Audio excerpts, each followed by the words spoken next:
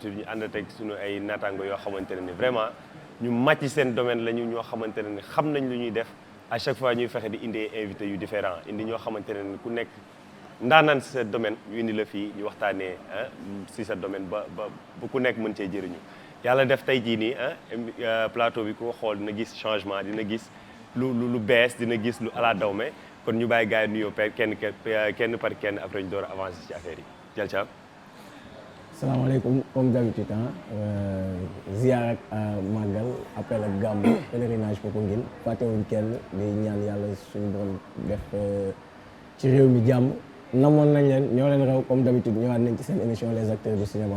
tey nag voilà comme Willy ni mu koy waxee man maa ko koy waxal invité lañ am invité tey dinañu waxtaan lépp loo xamante ni kumpa la ci métier bi te nit ki di ko laam-laamee acteur bi ni mu def ba joué lii wala lii dañ ko waxtaanee incha allahu rabbi léegi. ayca kon gars yi namoon nañ la parce que gars yi moom des fois bu ñu gisul nit ñi fii dañuy laajte yaakaar dañoo xuloo wala dañoo xeex wala dañoo tas waaye yàlla def na ni ñu ngi ci jàmm des fois gars yi dem seen tournage yi ñiy dem ci xen xarmat wala ñu voyage ak yooyu parce que yàlla dimbal nañu gars yi ay ndaanaan lañu moo tax boo leen gisul rek da ngeen di yaakaar ni dara la mais ku nekk dafa nekk ci benn liggéey boo xamante ne ni foog ngay daw di génn di def affaire yu jinax ayca kii salaamaaleykum amis chers téléspectateurs mbégte contentement la ñu am saa su ne rek jàkkaarloo ak yéen ci les acteurs du cinéma comme ni ñu koy defee rek tey nag dafa affaire bi dafa ala doom parce que dañu nar a waxtaanee lu bari loo xam ne Sénégalais yi dañu nekkoon derrière xamuñu ne c'est possible wala ndax am na fii Sénégal am na maa leen koy assurel te tey incha allah dinañ décortiquer waxtaan ci lu bari ñu bari mën a comprendre lu bari li nga xam ne moom mooy cinéma incha allah. ayca kon ñëpp dinañ comprendre incha allah rabbi lu leerlu rek bàyyi leen ko ci commentaire yi ci SSP gars yi nañ mën a gën a xam lan la ñuy jël ñu yaatal ko incha allah rabbi yàlla def tey jii suñu chroniqueur suñu ndaanaan bi suñu koo xamante ne moo ñuy indil affaire yu yaañ yi moo ñuy indil nit ki fu mu déparé ba fu mu yegg tey jii dafa toog suñu plateau muy Bamba Rassoul Cinéma ñu bàyyi ko mu nuyoo Bamba. maa ngi lay jaajëfal di am contentement toog ci plateau bi tey. Voilà, vu que c'est une première fois, mais c'est tout un plaisir. Di nuyu mon frère Dial Thiam, di nuyu Kia, également le plaisir mais tellement immense que ma toog fii nii jàkkaarloo ak sama coach mu leer ma ni aujourd'hui c'est un plateau qui va péter, c'est un plateau qui va en dire beaucoup. Et effectivement comme ni ko Kia waxee, il y a des incompris yoo xam ne il faut que ñu make leen ba ngeen comprendre ko. Alors aujourd'hui dans cette lancée, dans ce sillage dinañu ànd ak yéen ci actualité cinéma d'une manière très approfondie et éclaircie également donc ci kanam tuuti après ñu wéyandi. Voilà. ayca kon man dama am surprise un peu ci Bamba ndax li ma koy bëgg yëpp mu nekk sama waay yëpp nekk te séeréer la. dama am déception bu mag quoi ci séeréer yi daal xam nga ay jaam lañu. séeréer la quoi man loolu moo métti. man sama waay la moo tax te bu baax dañ koy sotti. waaw loolu problème bi damay bañ loolu man moo tax. daanaan la ñu ngi am contenté bu baax nga le fait que nga toog ci plateau bi xam naa ni njëriñ rek la ñuy yokkal ak loo xamante ne kii léegi nag ñu dem ci suñu invité muy Mr Ben. Ben nuyul gars yi. salaamaaleykum Sénégal salaamaaleykum adduna salaamaaleykum passionné du théâtre du cinéma donc maa ngi leen di jaajëfal bu baax a baax Ben Sultan coach jaajëf. ayca kon ñun suñu invité bi muy Ben maa ko tey daf ko exprès waxuma ci moom dara ne ko nuyoon xam naa ko saay-saay la. mais dafa mel na ngeen xaw a bokk gel de ndax tey Irak bi ma gis bi mu ñëwee ba tey il faut ñu waxtaanee ko. non sama waay la dañoo liggéeyandoo lu bari. yàlla def mu nekk coach d'acteur mu nekk acteur en même temps nekk comédien nekk ci milieu bi di ko ñaawulul dara muy def lu rafet loo xamante ne xam naa ni bu ñu demee ba ci kanam ñëpp dañu mën a comprendre te corps de métier boo xamante ne tey lu tax mu gën fi toog muy coach d'acteur. tey jii coach d'acteur dinañu mën a gën a leeral lan moo ko waral ak lan lañ koy defee ak nan la naka lay demee léegi boobaa comme mu ngi fi toog xam naa ne yu bëri dina leer incha allah rabbi Dial Thiam. waaw man li ma leen indil nag mooy actuellement Sénégal dañuy jublu ci lu ñuy wax festival de cinéma bu tudd les Teranga.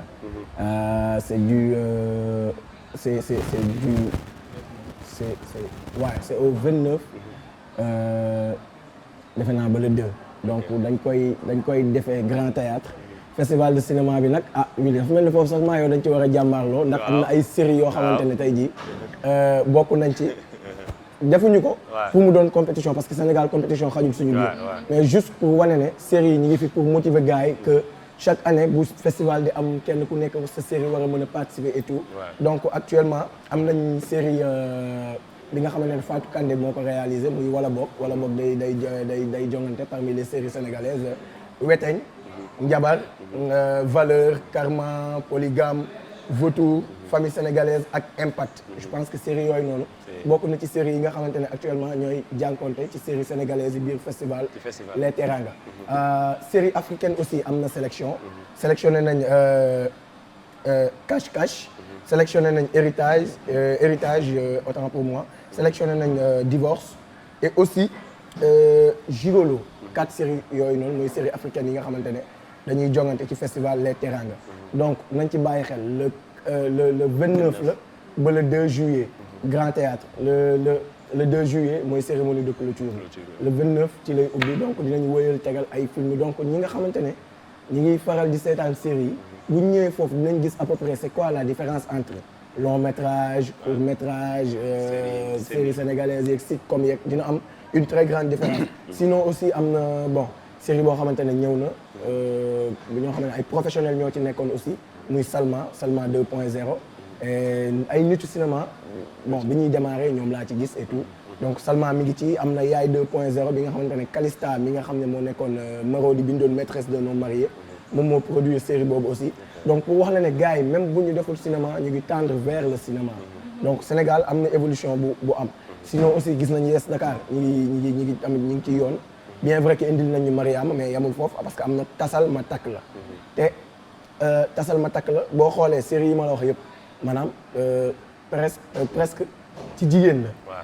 la te thème festival Les Teranga bi mooy thème bi mooy prendre sa place de femme par le cinéma yamuma foofu parce que am nga xam ne dama koy cof après bàyyi gars yi wóyul ko parce que benn mi toog aussi yamul ci nekk coach d'acteur tu l'as si bien dit acteur la ci benn série boo xamante ne mi ngi ñëw bientôt boobu moom c'est cinéma quoi c'est cinéma Malitus benn ñu war ko ci découvrir donc je pense que moom moo ñuy gën a sori ci loolu noonu par rapport ak lancement bi kañ la gars yi war a kii et tout ça mais maison de production bi mooy Kéw xam nga nee naa la Kéw ñu ngi ñuy waajal ay affaires yu bari yoo xamante ne pour l'instant nii mënaguñ ci xuus mais yi nga xamante ne am nañ droit wax ci rek dinañ ci wax mais Sénégal cinéma mi ngi évoluer bu baax a baax foofu lañ toll cinéma mu ngi évoluer bu baax a baax te ci kanam rek la jëm ci kaw ci kanam parce que jal xam nga lu neex mooy lu ñu doon gis ci yeneen réew yi di am envie di dem foofu noonu te yi suñu réew bu ñu ko defee rek day nekk lu magnifique festival bee ngi noonu kon gars yi ñu ngi invité ñëpp ñu fexe ñëw ci festival bi acteur bi nga bëggoon te mosoo ko gis boo ñëwee ci festival bi nga ko gis réalisateur boo mosul gis ñëpp ñoo xam te ñu ngi ci monde cinéma dañuy ñëw ci festival bi. j'avais oublié que pays invité d'honneur bi Maroc la waaw Maroc la donc doonul festival bu ndaw parce que ñoom defe naa ñu ngi fi déjà donc ça veut dire que gars yi ñu ngi def li ñu mën même bu fekkente ne je sais pas état bañ ciy jàpp wala jàpp mais ñu ngi jéem quoi donc bu ñu gars yi rejoindre rek day neex ayca Kia man je pense que ni instant bi lépp loo xam ne mooy cinéma rek Sénégal ñu ngi ko commencé jox bopp parce que bu ñu demee bay def ay festival alors que mu ngi am ci ay musique mu ngi am ci musique Sénégal ñu ngi nekk di joxante ay raaya di joxante ay lii kon pourquoi pas ñu def ko ci cinéma bi mais dafa am benn série temps yi boo xam ne dafa ma commencé obsédé Yaay 2.0 mais attends kii def casting boobu tamit c'est à saluer mais macha allah da ngay xool jeu d'acteur bi da ngay xool xale yi teint noir yi ñu am seen façon jeu mais lépp daal magnifique laay wax. mais ça veut dire que évolution mi ngi am genre benn yi la rek ñooy nekk ci ginnaaw amaana pourquoi pas peut-être moo def casting bi. peut-être am na ci ñoo xamante ne même benn bu bokkul ci projet boobu am na ci ñoo xam ne peut-être formé na leen jël na temps am formé leen ba ñoom ñu gis leen jël leen ci série quoi donc je dis que fi ñu toll nii actuellement ñun waruñu xaarante jàppalante ak dimbalante la benn wili war na mën a gis benn jàll moom amour ci kii bi gis ne kii am na talent mu jël ko teg ko ci wetam di ko kii donc moom mi ngi ci liggéey boobu noonu lancé bu am solo la franchement ayca kon bu ñu ñëwee ci suñu invité mi benn gars yi dañuy ñëw directement nga expliqué ñu un peu ci sa casquette bi mooy coach d'acteur ñun sénégalais yi di seetaan ñu mën a comprendre lan mooy coach d'acteur exactement ak lan mooy njëriñ bi bon si vous me permettez d'abord parce que je pense pas mën naa commencer mën naa tontu question bi sans autant commencer su ma tàmbalee parce que d'abord je suis acteur buñ ko fàtte quoi parce que dama nekk koo xam te je suis passionné du cinéma du théâtre li tax nag ma gën a dem dugg si xuus si côté coaching il y a beaucoup de détails bëri ay détails donc voilà les coaching nag ce n'est pas un truc comme un professeur ou tu vois il y a une différence entre coach et professeur donc moi en tant que coach je suis un facilitateur c'est-à-dire moi j'accompagne l'acteur sur l'évolution de son personnage et tout du jeu le travail du texte et tout donc le coach ça veut dire c'est quelqu'un qui accompagne l'acteur da koy accompagner sur le jeu sur les détails voilà à se relever et aussi à relever sa propre personnalité artistique donc c'est ça le coach en fait donc c'est pas un truc boo xam ne voilà parce que on n'arrive pas à faire la part des choses entre le coach et le professeur. Sénégal dañoo am problème boobu noonu ñoo am problème détails yu bëri même bu ñu nee acteur ne comédien ñëpp comédien la ñuy wax dañuy am problème yooyu noonu mais tey jii nii bu ñu ñëwee ci coaching coach d'acteur tey jii nii naka nga def ba commencé loolu ba nit ñi wuyu si la ba nga koy def ba nga am ñoo xam dañuy toog plateau wala toog ci télé di la sant di la gërëm ci li nga leen defal. Bah à la base d'abord j'étais à Ziguinchor. Voilà je faisais de la danse. break dance des trucs comme ça. dama doon dem Boussaana centre culturel français de Ziguinchor fa laa doon répéter danse. après mooy gis waa Boussaana de l'autre côté dañu doon répéter doon def théâtre voilà après c'était magnifique. C'était magnifique amour bi fa la jógee en tant que comédien. Après quelques années 2008 je suis rentré à Dakar pour les études après si lañ ma boole waa Arco man laa duggee Arco pour faire du théâtre à la base c'était la Arco Dakar à la base c'était pour le théâtre ñu dem di xuus di avancer après j'ai compris qu'il y a quelque chose qui ne va pas il y a que des formateurs c'est-à-dire on forme plus de comédiens que de coachs après moi je me suis dit il y avait Aline Badara ñu ngi doon waxtaan un jour je lui ai dit mais Aline man dama bëgg a nekk coach en fait parce que après il m'a dit un jour tu veux devenir coach ma ne ko waaw mu ne ma bon léegi nooy def quoi ma ne ko waaw je saurais comment faire quoi après c'est là commencé di def ay recherches sur le net parce que dafa doon ay masterclass yu ma doon suivre sur le net des cours à distance et tout am na benn cours boo xam ne sax j'ai payé dama fay xaalis pour def masterclass boobu noonu parce que on me disait que c'était 200 000 je sais pas parce que coûte que coûte je voulais devenir coach après parce que problème bi ma am bëgg ma woon aussi ñeneen ñi nga xam ne parce que comme li ma gis nii la rek c'est comme si dama ko sentiroon que ni forcément les données vont changer il y aura des jeunes des gens passionnés du cinéma qui vont venir et ils auront des problèmes dañu am problème peut-être formateur ou coach ou des trucs comme ça après je me suis dit donc man damay dem defi ay recherches si laa commencé def ay recherches d'abord sur le net parce que j'ai pas été formé j'étais formé en tant que comédien j'ai eu la chance exemple on m'a inscrit ma école d'art oratoire si vous me le permettez par Faye voilà, sur le développement personnel voilà parce que être coach aussi il faut vraiment avoir des notions sur des détails voilà après amoon naa benn copain aussi moom il est psychologue damay dem des fois di waxtaan ak moom pour comprendre un peu en tant que coach pour comprendre tout cela ces détails là après si la ma pas fait aussi jàppale sur le développement personnel sur la communication et tout parce que c'est des trucs yoo xam ne après daf may fekk si waat si c'est sama métier bi nga xam ne moom laa bëgg a def en tant que coach après Aline Badara aussi il m'a aidé sur le théâtre et tout après mais côté recherche bi ëpp bi ma def c'est sur le cinéma en tant que coach voilà parce que le théâtre coacher au théâtre et coacher au cinéma c'est deux mondes un peu différents voilà donc après c'est comme ça dem def ay recherches sur le développement personnel sama benn xarit il est psychologue il me donne des trucs et tout à part loolu c'est juste pour l'aspect pratique bi après l'expérience aussi ça joue tu fais des films tu rencontres des coachs des directeurs d'acteurs qui vont t'aider qui vont te dire que moi c'est comme ça que je travaille voilà man nii laay liggéeyee nii laay defee sama étude de texte et tout voilà noonu la amour bi comment juddoo envie bi et tout ba léegi ñu ngi jàng nag quoi voilà des fois je dis je suis apprenti coach mais jusqu'à présent maa ngi jàng pour beaucoup de choses pour ay raisons yu sensibles ça d'accord apprenti réel aussi voilà d'accord apprenti réel dañuy fexe xooli élément Bambara Soul cinéma bi ñëwaat ci plateau bi ñu mën a yeggale yaa ngi fi nga teg sa loxo baax na honneur aux dames honneur à ce genre féminin qui vraiment fait la fierté de notre industrie cinématographique sénégalaise wax dëgg fa yàlla on a ces braves femmes yoo xam ne dañuy sigil à chaque fois di béy seen waar ci wàllum cinéma en fait fii ci Sénégal donc je veux en venir tout simplement à Calista Sy donc bu ma nee Calista Sy rek ça vous dit beaucoup de choses du moment où elle a eu à être journaliste ci télé boobu noonu di 2STV également bu mu jógee ci loolu ci passion journalistique boobu noonu elle est devenue scénariste d'ailleurs moom moo bind cette série phénoménale qui a fait le tour de l'Afrique mais également le tour d'un peu partout dans le monde, Maîtresse d'un homme marié. Une série à travers laquelle elle s'est permise de vraiment traiter de la sexualité et de la polygamie, mais mieux des violences faites aux femmes. Alors voilà, c'est toujours en fait Calista Sy. Wax dëgg fa yàlla une transition très belle. Et également, on ne peut pas ne pas citer le fait qu'elle a été vraiment décernée une distinction des 100 Women en fait. Voilà, donc tout cela, donc je pense que tout ce succès lui est dû grâce à cette production Maîtresse d'un homme marié bi nga xam ne c'était en collaboration avec la maison de production Marodi TV. Mais après, aujourd'hui, si on en est à vraiment parler de Calista Sy en tant qu'actrice de la semaine, c'est parce que tout simplement dafa échelonné mu ñëw yéeg ci niveau bu gën a high niveau bu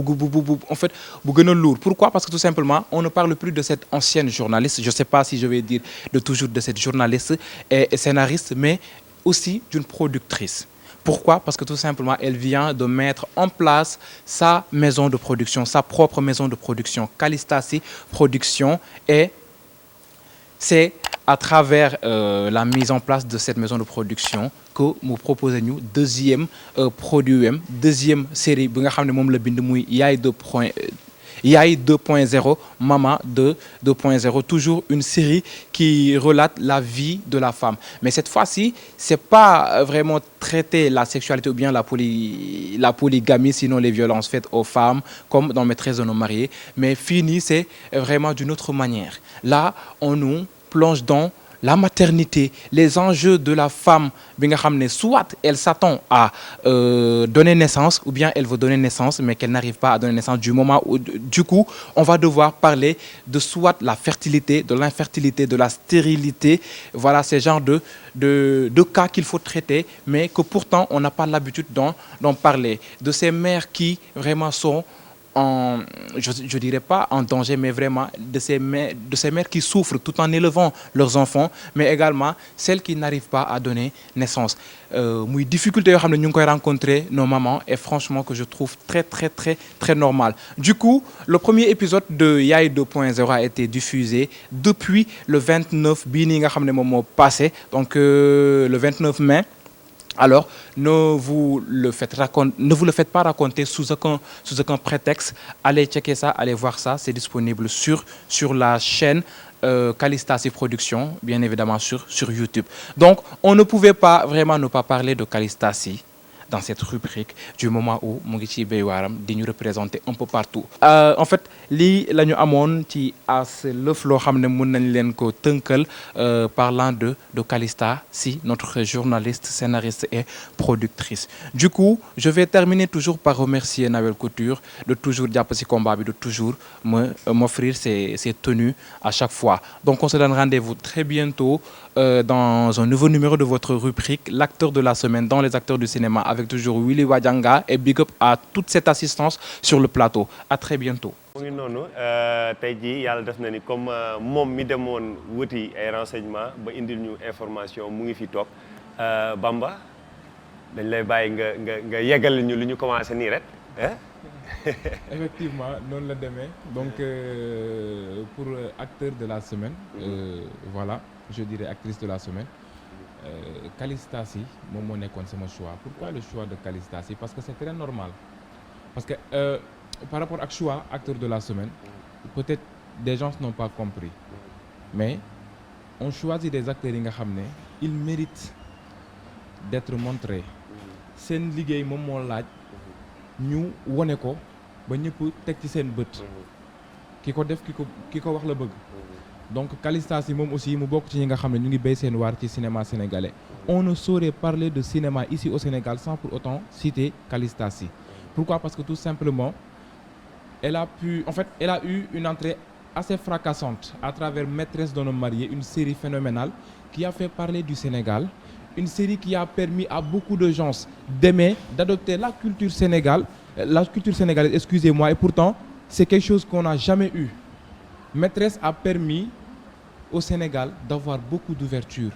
hein, ainsi que ses acteurs, ainsi que également la maison de production Marodi bi nga xam ne ñoom la nekkoon en collaboration. Tey jii nii le succès de Marodi part bi ci gën a ëpp maîtresse d'un homme marié la ñu koy jagleel. Donc grâce à Kalissa Sy bi nga xam ne elle a eu l'idée, elle a eu l'engagement de vraiment écrire cette série. Après bon maîtresse ñu toog tuuti déggatuñu ko ñu jékki-jékki elle revient.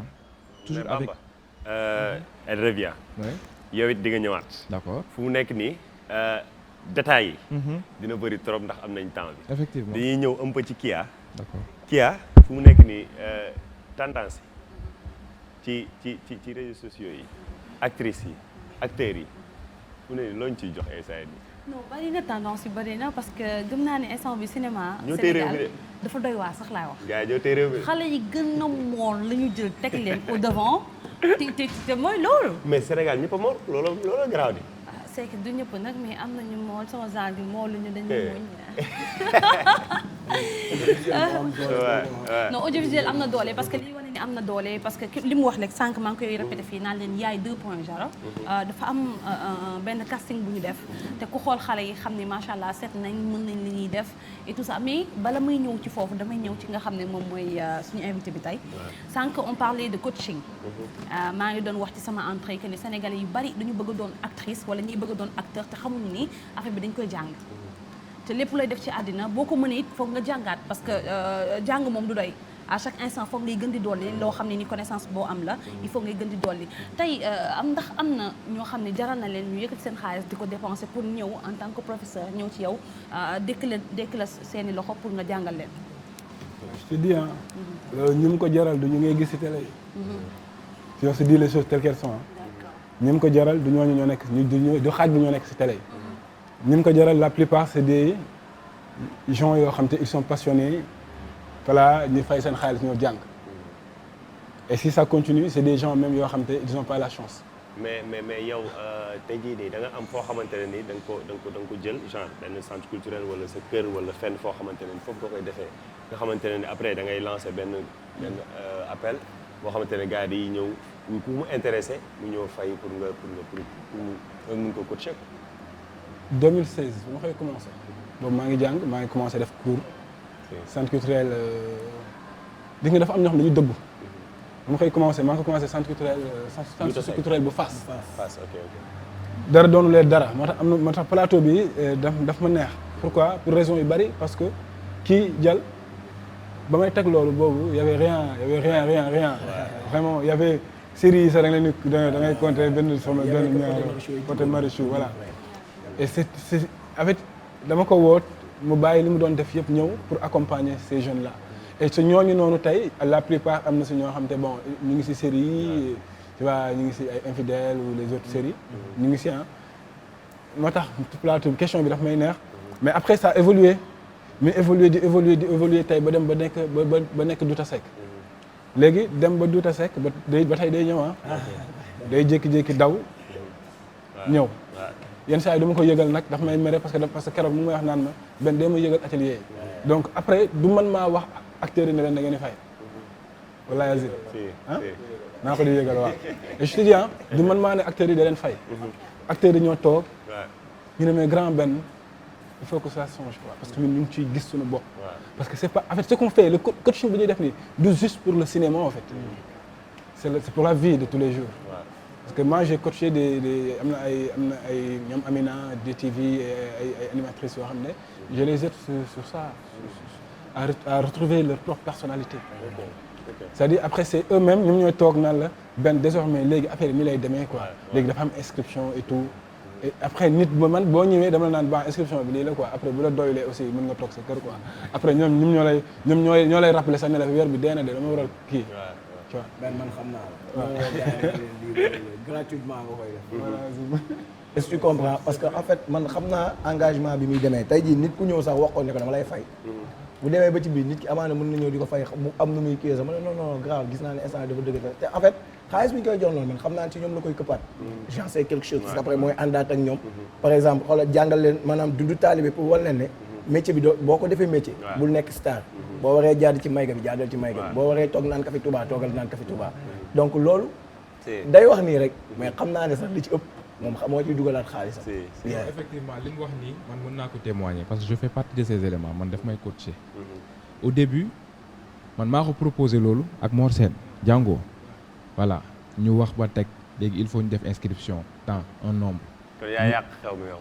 non yàquma xew mi moom moo yàq. kii mu ngi def te yàlla tax social. wili séeréer yi di ngeen leen bàyyi sinon plateau bi fii laa koy xar ngeen xam. non mais attends muy clair. non attends président de la république.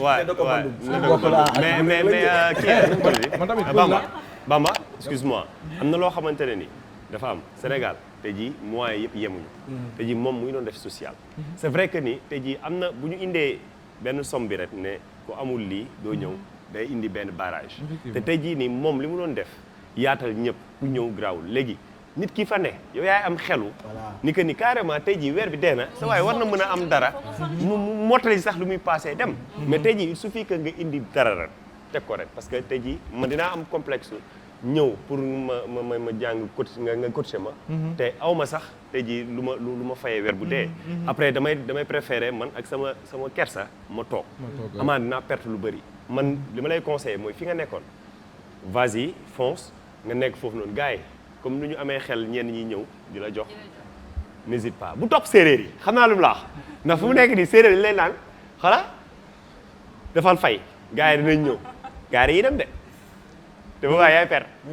xam nga da ngay daane. yekku naa séeréer bi de. si parce que moom moo yàq business am. bu ñu tegee ba teg lu ñëw pare man dama koy da ngay fayeeku. loolu laa ko wax message yaa ngi fi. du coup ñu dem ba si biir premier jour tag man jékki-jékki répétition am na. ma ne waaw ñu ñëw après j'ai su que amul fay. ma ne waaw kon amul fay. nañ dem noonu lay def de. bu ñu wàccee fondé moom moo ñu jëndal fondé. café moo ñu jëndal. moo leen di jàngal moo leen di jox ngeen lekk. moo ñu jëndal fondé. kii dafa waxul mais man xam naa ne dafay def ak ñu bëri maanaam. ñun ñi nekk ci milieu bi ñun ñëpp noonu la ñuy dundee. wallaay parce que doo xaar loolu ci ñoom da ngay xam ne maanaam mën nañ génnee di la fay sax mais après da nga leen di yërëm da nga naan ñii fan la ñuy jëlee li te jàppaguñ ci dara après xam nga ban payoor mooy daax ëllëg ci biir yow xam nga sa récompense mooy lan nga gis leen ñuy échelonné di dem seen yoon yow loolu moo la ciy neex plaisir boobu nga ciy am mais ku ci am xel dëggantaan dina xam ne kii diw mi kan mosoon na ma jàppale defal la benn enveloppe jox la ko payoor boobu dafa neex parce que ñax xam la génne jox la ko gis nga cinéma dafa nekk métier bu riche tey ki la jàppale di la coacher mënoo am fayam parce que sànq wax na ko nee na ñu bari ñu muy coacher sax nekkuñu ci télé bi te amaana noonu la demee tey ka muy coacher mën na nekk benn acteur wala benn actrice boo xam ne da nga koy gis ci yeneen cinéma au fur et à mesure parce que cinéma Sénégal mooy commencé évoluer nañ dem ba tey États-Unis wala ay Mexicains yi ku nekk dina ñëw ci ñun dañu jël si tan loolu man gëm naa ko am naa yaxim bi kon nag tey gëm naa ne képp koo xam ne yaa ngi ñëw mu di la coacher di la ko defal gratuite sax xamal ni njariñ loolu yow ci yow la war ci yow la gën a ëpp doole sax que ci moom mi la koy jox kon nag ngeen am xel te xam ne njàngale metti na comme li mu wax moo ne jàngal moo lay jox mu lekk tamit mais sénégalais nañu xaw a am xel tuuti. par contre li nga gëm man gëmaguma ko. parce que c'est contradictoire de dire que ni ceux qui sont formés la majeure partie de ceux qui sont formés nekkuñu à l'écran quand est-ce qu'on va avancer Hollywood. du ay foofu moo fay dem de Hollywood c'est un jeu d'acteur moom moo fay dem c'est des gens qui sont formés ñoom ñoo fay dem c'est des gens bien donc quand est-ce qu'on ira à Hollywood nga ne gëm nga ko. tey ku yàlla may chance nga tukki boo bëggee doon acteur boo fa demee bu neexee yàlla di ko doon de te bu boobaa bu fekkee moom moo jaar sa ginnaaw. maa ngi jégalu man il faut ñu bàyyi xel benn affaire tamit ñun on tend vers le cinéma. mais ba léegi defaguñ cinéma parce que ñun ci ñuy waxtaan ba léegi ci série yi ñuy waxtaanee audiovisuel la nañ ci bàyyi xel. ñu ngi tendre vers le cinéma mais ba léegi Sénégal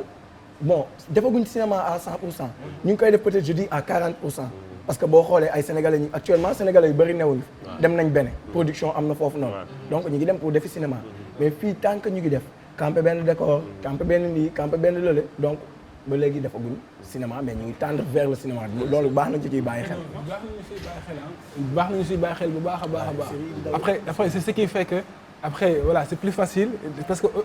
au cinéma boy tu peux pas venir comme ça ni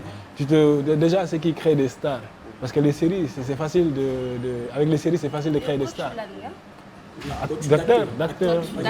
Voilà, de manière générale. Tu vois, parce que comme les gens di wax nii, sànq yaa ngi wax benn affaire aussi bu sensible j'ai dit que la plupart ñuy fay c'est ñuy nekk ci télé yi en fait. mais j'ai des acteurs yoo xam ne ils sont dans les ñu ngi ci télé yi et tout exemple mais fi may waxee rek mooy am na ci ay acteurs yoo xam ne man boo ñëwee dama lay xool ci biir waxtaan dinaa xam ndax kii war na mën a fay wala warul mën a fay wili parce que am na ñoo xam ne dama leen naan dañuy fay am na ñoo xam ne dama leen ko wax parce que ay élèves c'est ay élèves ay étudiants passionnés et tout voilà dama leen di accompagner un peu voilà pour à ce que ñu peut-être ñu atteindre seen objectif mais sinon aussi le cinéma aussi Sénégal mu ngi créé parce que ñoom xam nañ li may wax parce que def nañ ay film voilà donc def nañ ay film man tamit sama gars yi nga xam ne ñoom la ay liggéeyal dama leen gën a booster sur le cinéma carrément parce que bu ñuy jël exemple si man benn yoon laa def série le projet voilà c'est Allo DG pourquoi je l'ai fait c'est parce que Gueye Teranga c'est un frère c'est un ami que voilà c'est un jumeau en fait Aziz aussi Cheikhna c'est un papa pour moi c'est quelqu'un voilà boo xam ne dañuy échanger et tout mais man sama vision c'était de me concentrer un peu sur mon plan de carrière sur le cinéma c'était sama plan de carrière quoi sur le cinéma faire des productions internationales ou que ça soit Bénin si c'est une production internationale mu nekk dëkk bu mu mënti nekk mais que ça soit du cinéma quoi tu vois un peu donc après voilà on a fini à faire des films et les acteurs même booy yi tout récemment il y a eu des jeunes yoo xam te def nañu film ñii dem nañ ci Italie ñii ñu ngi ci voyagé nañ ci et booy yi nekk agence bu la foofu donc ba ñuy ñëw xalaatuñ ko woon tey ñoom ñu ngi noonu ñu ngi voyagé parce que pour le cinéma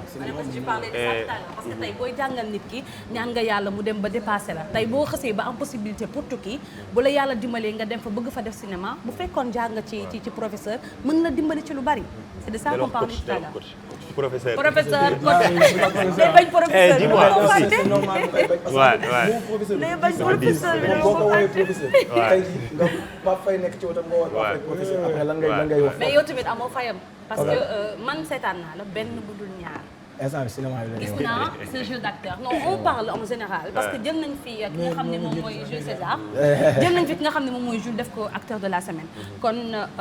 tey am na ñu bari ñoo xam ne dañ lay xool dañuy am fierté parce que dañuy wax naan Dial Thiam li muy def ko mën tu vois nga fekkee ko ak nga ñàkk ko fekkee ñun ñi nga xam ne dañuy dem di ñëw ñoo mën a dégg lool ci yow te tamit tey soxoruñu ba buñ ko déggee ñu bañ la ko waxal cinéma la ñu wax parce que partage en fait ñun xam nga la moo tax peut-être man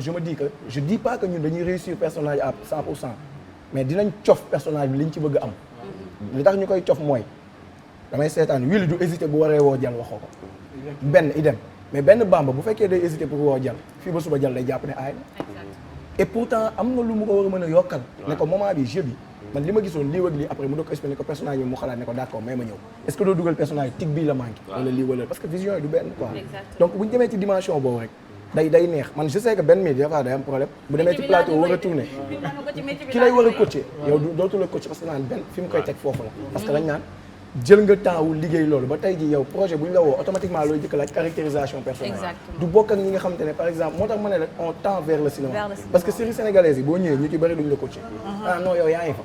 baa ñu bàyyi la nga dawal mais par contre bu dee cinéma da lay dundal caractérisation nga am foo basé wu li may wax gars yi ñoo ma ko gën a xam ne parce que loolu mooy tax Dial yow yaay wax lu am solo parce que d'habitude moom mi casquette bi mu yor nii mooy en tant que coach d'acteur dafa manqué te ji c'est très rare nga dem ci plateau tournage fekk fa ay coach d'acteur pour dire vrai parce que man def naa ay plateau yu bari mais pour nga gis coach d'acteur day nekk problème ci cinéma ci cinéma ngay lay gën a mais ci série yi nekk fii nii c'est problème et mu nekk tamit lu rare peut-être boo compté man bi may gëstu ñen ñoo fi nekk coach d'acteur Sénégal bariwul man moom laa xam ak Matar Diouf à part loolu peut-être am na benn waa bu ñu ma wax ku nekk je sais pas Ziguinchor affaire yooyu noonu mais gars yi ñu ngi commencé comprendre métier wu cinéma ba ñu ngi koy gëstu ji pour ñëw dimbali ci suñu doomi réew sama question bi may ñëwaat ci benn mooy tey jii nii comme média acteurs yi yan problème la ñuy gën a am ci acting ba nga xamante ne yow ci ngay gën a liggéey ak acteurs yi mooy li nga wax léegi nii rek c'est-à-dire li nga balaa pour nga xam acteur bi foog nga nekk ak moom plateau léegi des fois mën nga bañ am acteur bu baax des fois parce que casting yi souvent comme léegi casting yi jël xale yu mool yi ak gars yu booy yi mais mën nga leen sauver si kaw nga am benn coach au plateau mais si kaw aussi que le coach mu xam je dirais le directeur d'acteur ou le coach mu xam vision réalisateur bi d'abord maîtriser le mu xam goût réalisateur bi d'abord pourquoi le choix de Ben en tant qu'acteur pour nga mën a def pour nga mën a jàppale acteur bi parce que acteur bi tu peux pas l'aider mënoo def direction bi tant que xamoo pourquoi il est là sur le plateau pourquoi il a été choisi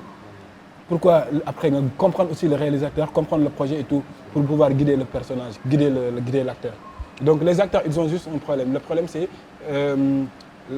mooy des fois directeur de casting yi je dirais pas si suñu projet la wax quoi ñoom ñooy def coaching bi wala des fois ñu am ay réals yoo xam te amuñu ay notions sur la direction sur le coaching et c'est important donc ces jeunes là d'habitude ñi nga xam ne ils se font former ñu ngi am chance parce que tey boo yeggee sur scène yow du jouer on sait que le gars il a été formé tu comprends ñaata scène nga yëg te defoo kii en fait tu n'as jamais été en contact avec la scène improvisation tu viens tu as le truc en tête tu viens on ñu jox la benn scène boo xam te mosoo fa yëg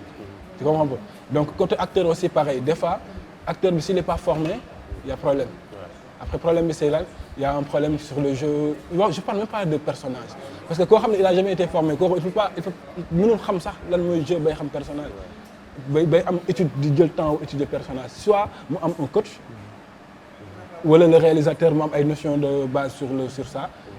réalisateur bi am temps defal ko brief boobu noonu jàppale ko mais les acteurs ces jeunes là ñi nga xam ne ñu may gis d'habitude soit c'est des interprètes c'est des gens yoo xam ne dama sénégalais moom dafay mën a interpréter c'est des interprètes c'est des gens yoo xam te tu leur donnes le texte ils parcoursent le texte ils le disent bien ils le disent bien. Il y a différence entre parler bien et jouer bien. te balaa ngay en fait des fois dañuy jël texte jàng ko nga ne nit jouer léegi ñu réciter le texte bi ñëpp toog maanaam moom jàpp na ne jouer na te jéemul jël temps pour comprendre le texte maanaam texte ponctuation bi benn virgule bi wala benn point bi rek am na lu muy wax donc temps boobu il faut acteurs yi di ko jël. non mais nag Dial loolu noonu damay d'accord ak yow mais ci kaw ñu dem seeti coach d'acteurs yi. waaw aussi beneen bi tamit est-ce que maison de produit ñu ngi lay contacter pour nga liggéey ak ñoom ci benn par exemple série wala benn long wala court je sais pas. am na ñu jotoon liggéeyal. parce que Sénégal c'est compliqué ah. am na ñu may liggéeyal. am na si ñoo xam ne bon ils sont pas à la recherche de ça. ok ils ont juste besoin. tu vois ñoom nañu am benn cadreur ak benn réalisateur mooy cadreur après le comédien ils sont fous du coach parce que dañu naan non boy dañ koy jouer dañ koy toj c'est parce que il le dit bien vraiment au Sénégal mooy li ma la wax léegi quand tu dis bien le texte après alors que c'est pas juste le texte qui est important waaw tu vois c'est pas juste le texte qui est important donc moi je dirais que am na ñu ma contacter mais am na ñoo xam ne peut-être ils auront le temps dinañu am temps di la gën a comprendre parce que instant ñu ngi commencer comprendre ñu ngi commencer jël les comédiens donc le fait que ñu ngi jël comédiens yi quand je dis comédiens mooy ceux qui ont été formés quoi parce que c'est important am na yenn affaires yoo xam te parce que j'ai travaillé avec un réalisateur il s'appelle Cyril avec Kéwou si vous me le permettez ouais, vas-y. C'était Djibril qui gérait la direction d'acteur le gars il est en fait dafa bëgg comédien donc quand tu es comédien il est da lay bëgg da lay nopp après ma gis ni moom place bi mu may Djibril c'est-à-dire Djibril en tant que directeur d'acteur il a le temps de travailler avec ses comédiens ba si hôtel bi ñuy loger tu es logé avec Djibril c'est-à-dire Djibril il est là il va t'accompagner c'est pas parce que tu es comédien que tu n'as pas besoin d'un coach. Et nous, il y en a des acteurs ils ont pas besoin de coach. Alors que là, c'est risqué, c'est dangereux en fait. Parce qu'il y a un moment, vraiment ta vie, tu auras besoin de quelqu'un qui va te, tu vois. Si. C'est vrai hein, parce que li ngay wax nii man am naa chance liggéey ak Kéwou mais li ngay wax ni Djibril ak Wara. dañoo topp Saint-Louis man avant ñuy commencer man c'était la première fois ma xam yu bari ci métier bi. parce que man avant bi ma defee casting bi ba ñu choisir ma à partir de foofu noonu ci lañ ma jox bible bi ma joxee bible bi ci la ñu commencé di ma coacher man ba bu ñuy yeggee ci plateau ba ni may pare et c'était extraordinaire et foofu laa xamee ni njëriñ yu bari ci cinéma bi. alors dañuy ñëw un peu ci Bamba cinéma Bamba cinéma diis na de gars yi bari ñoom ko naan yow yaa moom cinéma wala foo teg cinéma wala. da ngaa bëgg cinéma moo tax nga tuddee doon sa bopp. Bamba daa waane nag. waaw noonu la. noonu la léegi daal fi ñu bëgg nga ñëw un peu ci réseaux sociaux yi parce que gis nañu yenn gars yi am nañu doole trop ci réseaux sociaux yi am na ñoo xamante ne sax ci lañ leen di choisir ci réseaux sociaux yi indi leen ci yenn séries yi ñu ngi koy gis te ji lan nga ñuy indil ci réseaux sociaux yi ak acteurs yi ci nekk les actrices et tout. ok xam nga boo waxee réseaux sociaux ça rejoint le monde virtuel. Donc tout ce qui est internet, tout ce qui est Facebook, WhatsApp, Instagram et tout ça. xam nga et donc quand on parle de virtualité forcément on parle de visibilité. Et quand on parle de visibilité on est vu presque par tout le monde, si c'est pas tout le monde, par un nombre important. xam nga maintenant avoir de la visibilité ne veut pas dire que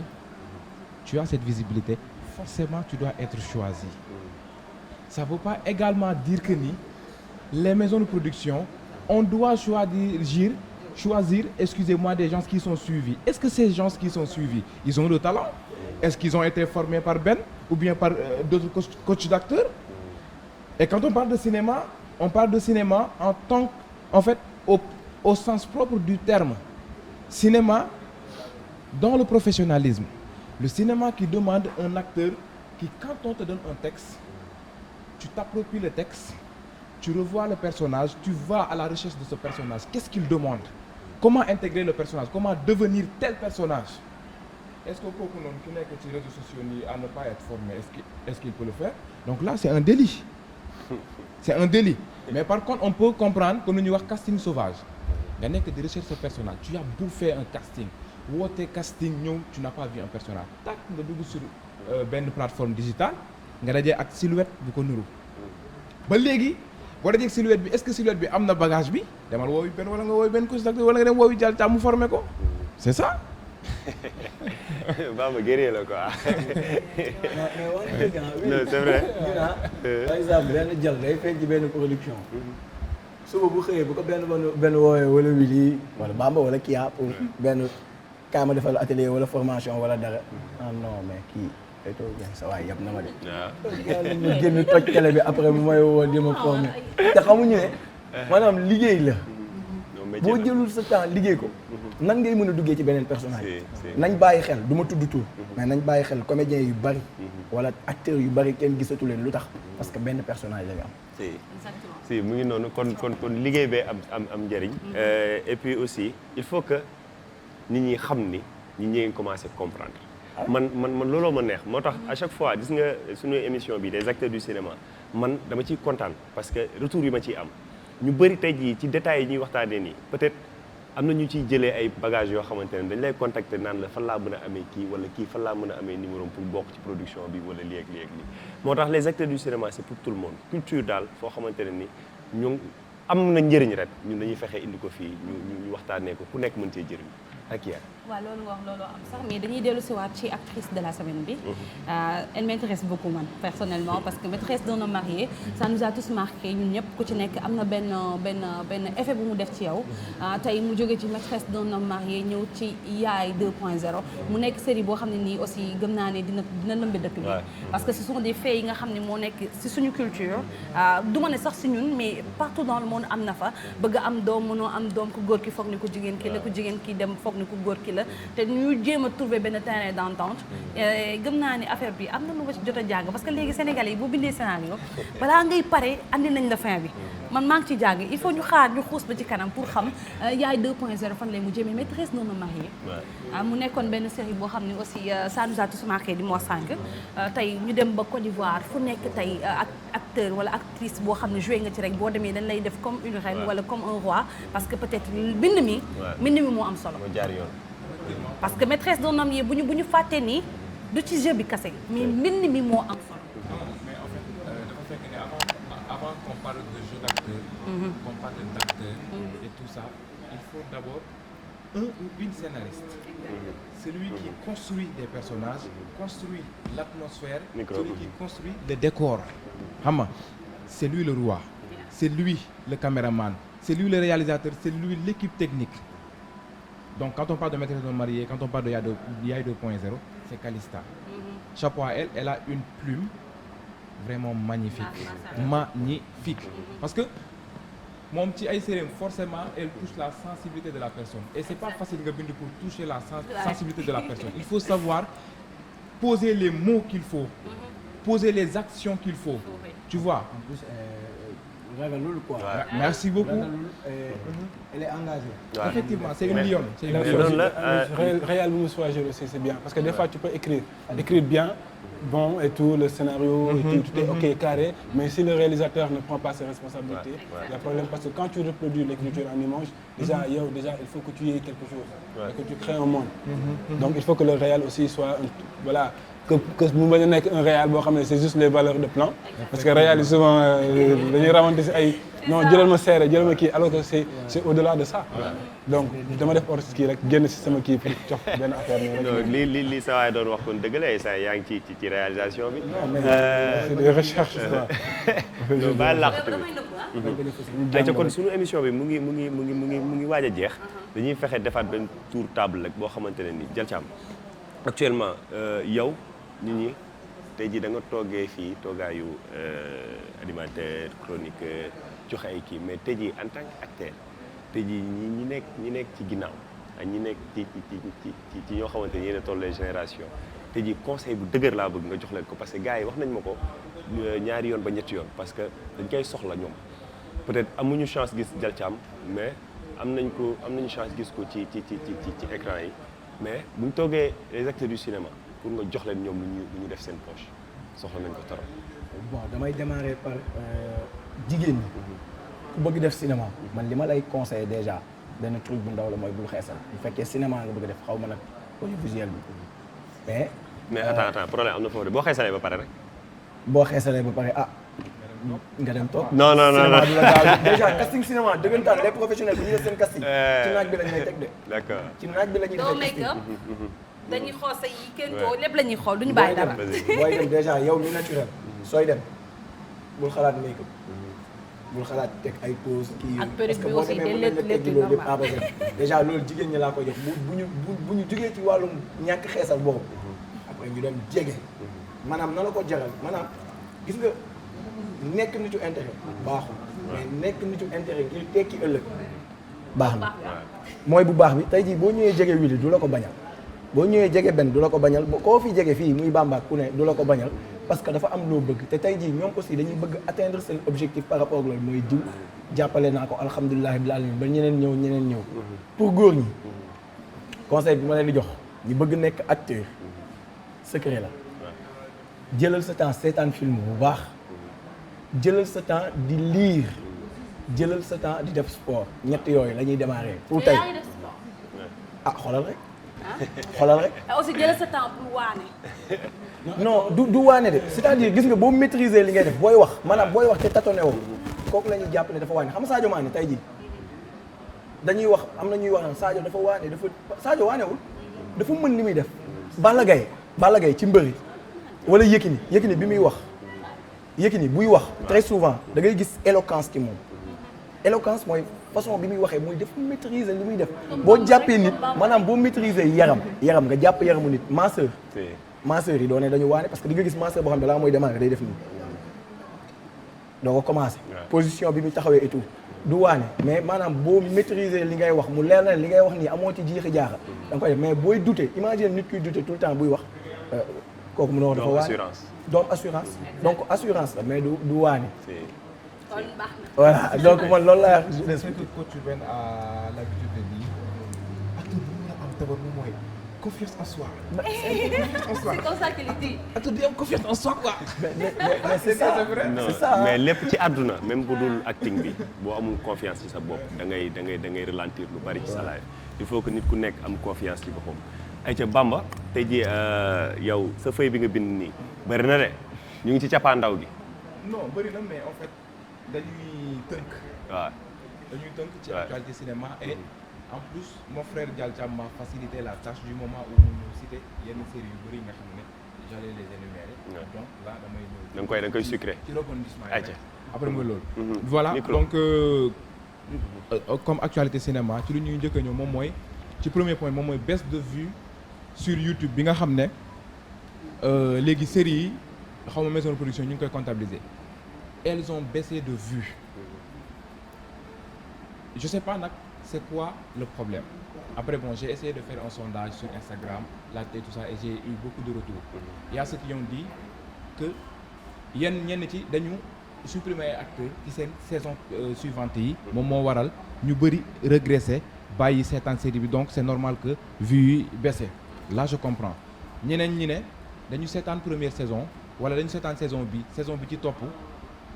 nekkul à la hauteur, donc c'est normal que ñee bàyyi et tout ça. Après bon. Côté Evenprod, il y a ceux qui ont dit que ni wax dëgg fa yàlla que parfois scénario bi day diis ba duñu comprendre te ku comprendre doo toog ñu bàyyi xel ci loolu booy def pour nit ñi seetaan aussi defal li méngoo ak ñoom li tolloo ak seen capacité mentale pour vraiment nga mën leen éveiller ci loolu noonu. Voilà, c'est ce qu'ils ont dit. Donc à part baisse de vue bi ñu ñëw ci nouvelle série yi nga xam ne ñu ngi fi ñii commencé nañ ñii bande annoncé ñu laajte la ñu joxe yeneen yi ñu ngi waaj a ñëw. Voilà, je commence par la série Salma bi nga xam ne waa Invictus Media ñoom ñoo ko produire et ñu retrouver ci l'acteur Souleymane Jules Sey Ndiaye mi nekkoon voilà James Gueye ci la série Golden. Voilà, en même temps Aïcha Ba mi nga xam ne elle a joué le rôle de la sorcière dans Manjak xam nga. Mais cette fois-ci fi lañ ko gën a découvrir dans Salma mu nekk une actrice boo xam ne dëgg fa yàlla entraîné dafa ñëw takk marqué nit ñi. Chapeau, foofu aussi on retrouve un casting boo xam ne bon je dirais pas à 100% mais on a des acteurs, quelques acteurs ci foofu noonu pour le moment ils tiennent le cap et on espère que ça va continuer, que ñeneen ñi aussi dinañu rejoindre. Si ça va voilà continuer Bamba. Temps bi ñu joxoon mat na malheureusement ñu ngi jéggulu xam naa ni comme yàlla def na ne émission yi dinañ amaat ñu rattrapé wu ci yu bari kon Kia. tey jii ñu tàggatoo rek ñu bàyyi ba samedi bii di ñëw. Inch'Allah. Mais affaire de baisse de vue yi ngay wax est-ce que c'est pas dû à ce que film yi ñu jël di leen yóbbu ci vidéo bi parce que dafa mel ni Sénégalais yu bari fa la ñuy dem di seetaani ji. On a dit ça oui parce que loolu bi nga waxee automatiquement sama xel foofu la dem au lieu nga ko seetaan fële ñëwaat YouTube di ko seetaan amul sens. Par contre Marodi nekkul vidéo. Ok. Impact première saison da doon def 24 heures wala 48 heures mu am 1 million de vues et quelques. Maintenant une semaine taxu ko am 1 million de vues. D'accord. Ouais. Léegi damay tàggatoo rek di jox gars yi dig daje ba samedi prochain comme ni ma leen di wax rek à chaque instant rek les acteurs du cinéma bàyyiwuñu kenn tey coach lañu andi suba mën nañu andi keneen ak keneen comme ni ñu ko defee ci yeneen nutati yeneen ñi passé yëpp di remercier ki nga xam ne moom mooy Gora Wally comme d'habitude moom a génn ci sañse bu nice bi di remercier ki nga xam Gora Wally waa ci yàq ma la dëkk sama xarit bi l'ami des jeunes filles xale yi xam nañ ko nee naa leen façon bu nekk rek loo bëgg a soloo rek moom boo fa demee am na ko di remercier Minka ci kanam gi comme d'habitude make-up bi nice na waaye kenn du sama ay Afsa Diouf madame Seck ma nga nekk fële ci rond-point Yoff mooy defar bopp yu yaan yu rafet yi di souhaiter un happy birthday to you à ma fille kooku moom mooy Thiané ma laan dundal ba say may di baawaan yàlla defal la teraangay àddina ak wallaaxira lépp loo dund ren yàlla doon ay at yu bari ci yow di leen jox dig daje ba samedi prochain inchallah ayca Ben loolu ñuy tàggatoo malheureusement amuñu temps boo xamante ne yaatu na mais xam naa ne émission yi foog nga jaaraat ñu gën a yaatal inchallah maa ngi leen di jaajëfal kontaan bu baax a baax vraiment le fait de m'avoir donné la chance de partager le peu que j'ai donc je tenais à féliciter di leen jaajëfal bu baax di jaajëfal sama gars yi di jaajëfal waa Acting Center di jaajëfal waa Arco di jaajëfal aussi Pafay je tenais à c'est notre papa à nous Aline Badara One Love et à tout le monde big up One Love passionné du cinéma du théâtre One Love ayca Bamba voilà donc man balaa may wax dara damay remercier Dog Fashion yi nga xam ne dafa yëkkati ay tenues en wax jox ma ko may seul heure bu ma neexee voilà di ko tenue bi comme yéen ko gisee nii gis ngeen ni mu rafetee bon fii laa war a xool da ngeen di contacter le 78 154 72 80 Papis mon ami mon frère bu ko defee ma leen di jaajëfal di wax que ni c'est vraiment un immense plaisir bi ma toogee partager ak yéen le plateau vu que c'est quelque chose boo xam ne xam-xam nga ciy jëlee mais également quelque chose booy joxe c'est un échange fructueux et franchement merci beaucoup quoi. Voilà jaajëf. jël ciao. Remercier toute l'équipe ci réalisation beeg son beeg yëpp remercier leen ñëpp aussi man ma leen di delloo remerciement yéen ñi ma partagé ak plateau bi donc voilà amis chers téléspectateurs chers internautes yéen ñi jël seen temps di ñu xool aussi jënd seen connexion yàlla na leen ko suñu borom yombalal te yàlla nañu yàlla may tamit lu ñu amee xaru tabaski voilà waaw am na solo tabaski bi ñëw na yàlla nañu yàlla may lu ñu amee xar waaw incha allah yàlla defal ñu ñu koy nuyu de Papa Ndiaga ah jërëjëf yàlla defal ñu jàmm bu baax a Papa baax. ñu ngi lay nuyu dégg nga. donc loolu la woon. merci beaucoup. waaw kon ay ca kon ñu ngi am contenté parce que ñun les acteurs du cinéma c'est comme ça lu ñu am rek dañuy bëgg a partager ak ñëpp pour ñëpp mën see jëriñu. ñu ngi sant ñëpp di gërëm ñëpp comme li Jal wax ñu ngi nekk ci réalisation bi ñu ngi leen di bëggee ñuy ziar ñëpp di bëggee ñëpp di wax chapeau parce que émission bi bu baaxee ak cadreur yi waaw cadreur yeeg ñëpp parce que man gars yi moom tey moom dama leen fasal kanam moom cadreur yi dama leen fasal kanam gars yi bu tudd kenn tey bu tudd Ibou Dida baa ñu dem ci régie bi rek ñu wax kii tey Abakara moom newu fi mais jumeau mu ngi fi ñu ngi bëggee ñëpp di am contenté di wax ba samedi prochain incha allah jaa ngeen jëf gars yi